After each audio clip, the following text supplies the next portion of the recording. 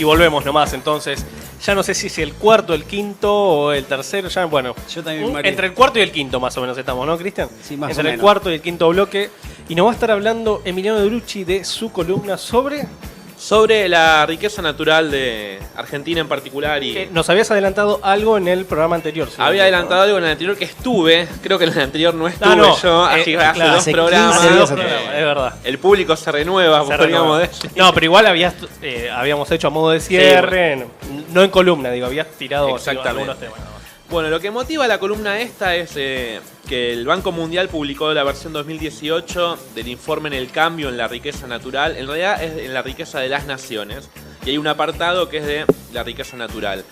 Ahí tiran una tabla con números en la que Argentina aparece en mitad de tabla, digamos. En Sudamérica aparece en mitad de tabla, con menos riqueza que Venezuela, que Chile, más que países chicos como Nicaragua, Panamá, etc. Es riqueza per cápita, natural per cápita.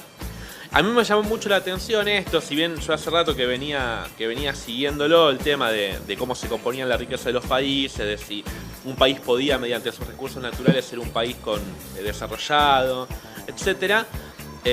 Me sorprendió que esté tan abajo Argentina teniendo en cuenta lo el que imaginario social, digamos, de que somos un país exactamente. que tiramos recursos naturales para el techo. Exactamente. Lo que siempre creímos de nosotros mismos es que éramos un país extremadamente rico en cuanto a recursos naturales. Si bien somos bastante ricos, por ejemplo, tenemos 4 veces más recursos naturales que Japón, tenemos más del doble que Alemania, no somos un país de mitad de tabla. También tenemos muchísima mayor superficie Exactamente. que esos países. Y muchísima menos población per cápita, También, ¿no? claro. Argentina creo que tiene 14, 15 habitantes por kilómetro cuadrado, mientras que Japón debe estar en más de 160. Es una locura. Pero frente a países como Canadá o Australia, con los que siempre se nos comparó, estamos bastante atrás. Australia tiene 11 veces más riqueza natural por habitante que nosotros. Que a nosotros últimamente nos vienen diciendo que podríamos haber llegado a ser Australia, ¿no? Claro, bueno, eso es una falacia. Nosotros no podríamos haber llegado a ser Australia, al menos no con un desarrollo basado únicamente en los recursos naturales. Tampoco Canadá. Canadá, si bien tiene un desarrollo industrial más importante que Australia, dedica mucho de su PIB compuesto por riqueza en base a sus recursos naturales, que es más o menos 3 veces y media la de Argentina. Son los dos países con los que se nos comparó históricamente, pero que ahora sabemos mediante este tipo de relevamientos que eran naturalmente bastante más ricos. Esta disputa acá, si ustedes, bueno, acá esto es más de política, así que lo podemos charlar bastante bien. La disputa acá fue tanto por izquierda como por derecha, ¿no? Tanto desde la izquierda como desde la derecha se consideraba al agro como una parte fundamental. La derecha diciendo que, bueno, acá el país se había arruinado por los impuestos que se le habían cobrado al agro y por cómo se había desviado esa riqueza para el intento fallido de desarrollo industrial. Sí, la presión impositiva, digamos, sobre esos sectores, retenciones. Exactamente, y de haber dejado al agro librado a la regla del libre mercado, habría producido un país con recursos para todos. Desde el lado de la izquierda, digamos, está la posición de que la solución a los problemas del país es simplemente expropiar el agro, digamos. Bueno, acá hay una riqueza enorme, gigantesca, lo único que falta hacer es repartirla. Si nosotros agarramos, eliminamos a todos los grandes terratenientes, distribuimos la tierra en forma concreta, eso bastaría para que todos vivamos bien. La realidad es que no es así. Quizás si lo sea en Australia, probablemente si los australianos eliminaran la reforma agraria. La reforma agraria australiana, que de hecho pasó de facto, ¿no? La reforma agraria australiana, un detalle, a principios del siglo XX, un esquilador, digamos, de australiano ganaba 5 o 6 veces más que un argentino. Por eso en Australia aparece la figura del farmer, del granjero, como en muchas comunidades en Europa, que acá no existe prácticamente. Eso aparece recién con los inmigrantes italianos, polacos, que vienen en la segunda mitad del siglo XX, o en la primera también con las guerras, que pasan a ser, alquilan la tierra, pasan a ser arrendatarios de la tierra. Pero bueno, Desde la izquierda se creía eso, que se podía distribuir toda la riqueza agraria y para que todo esté ok. Claro, desde ambos planos, no sé si te estoy pisando la columna o no, desde ambos planos se piensa, la base es siempre la misma, digamos, la gran riqueza natural que tenemos como país y que hay que explotarla sí o sí para que podamos vivir todos. Claro. Pero la realidad es que la riqueza no es tanta, la riqueza está, pero no es tanta. Por lo tanto, Argentina lo que tiene que hacer es ir orientando los recursos de esa riqueza natural para generar otro tipo de riqueza, ya sea riqueza industrial, por industrialización clásica, digamos, construir, no sé, automóviles, de metalmecánica, lo que sea. O la otra, teniendo en cuenta que hay un rezago bastante importante con respecto a países ya desarrollados en lo que es la industria, fomentando la ciencia y el desarrollo tecnológico en áreas en las que somos competitivos. Que es un poco esto, lo que el gobierno dice falsamente, bueno, seamos el supermercado del mundo. No es tan así, pero eso sería una forma de empezar, digamos, agregar valor a lo que nosotros producimos, pero también orientar esa riqueza a otros modos de producción tecnológica, etcétera. Por ejemplo, Finlandia empezó con industria maderera muy fuerte, primero exportaba madera, después exportaba máquinas para la industria maderera y finalmente exporta servicios, por ejemplo, ingenieros forestales.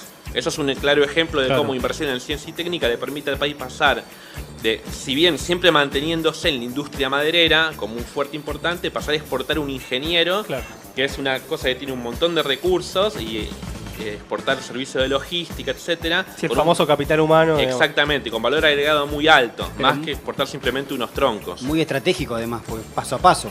Claro, en exportaciones va paso a paso hasta finalmente llegar al ingeniero. Exactamente, son planes que son a largo plazo y que es fundamental, acá es una visión ideológica también, pero es fundamental el rol que cumple el Estado en la orientación de la economía.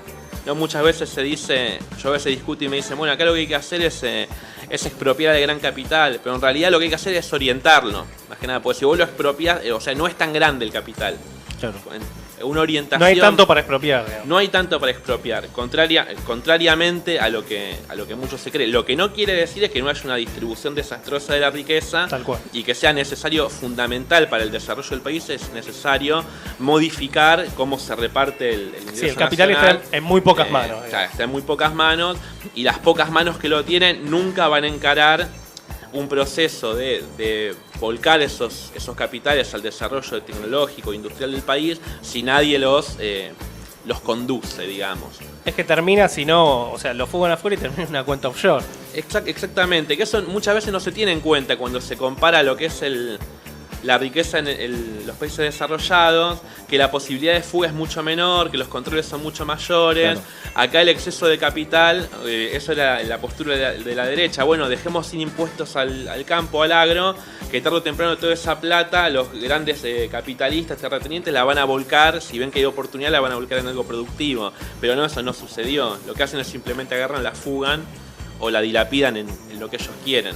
Ahora, en América Latina no hay ningún país similar a Argentina. Sí, similar a Argentina puede ser Uruguay, puede ser y Perú. Aún así tampoco puede ser le Colombia. Basta con lo agroexportador. No le basta. No, esos son países similares a Argentina. El país muy rico en Sudamérica en recursos naturales es, bueno, uno Venezuela, porque tiene petróleo. Claro. Y que justamente es uno de los países a los que no les va mejor. Claro. Y el otro porque se dedicó solamente a la explotación del petróleo. Exactamente, Venezuela no pudo. También hay que tener en cuenta esto da para otra columna más. Sí, hay algo contextual ahí alrededor. Que cuando se da el aumento del petróleo, en Venezuela había mucha población que en niveles de subsistencia o por debajo de la subsistencia, y el gobierno chavista tuvo que atender las necesidades básicas de esa población con los recursos petroleros, y no le alcanzó para hacer eso y al mismo tiempo orientar la inversión al desarrollo. Claro. Mientras que países como Noruega, por ejemplo, cuando Noruega descubre el petróleo, la población noruega vivía mucho mejor que la venezolana. No había una necesidad de...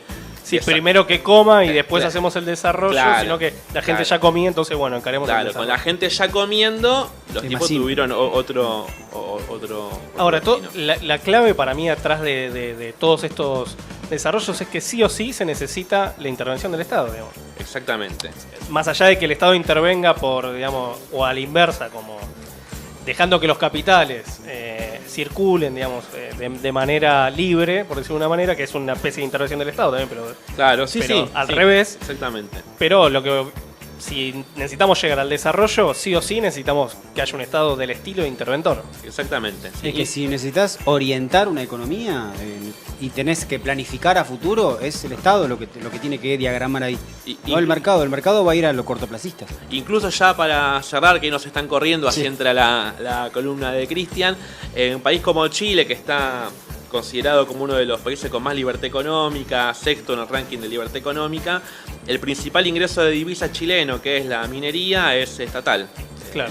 Pinochet liberalizó todo, pero la minería dijo, bueno, somos liberales pero no somos idiotas, así que la minería vamos a dejarla bajo el Estado para ir pudiendo orientar el rumbo de la economía, ya sea para liberalizar otras áreas o para mantener más estadistas algunas. Y así todo no alcanza para todos. No, tampoco.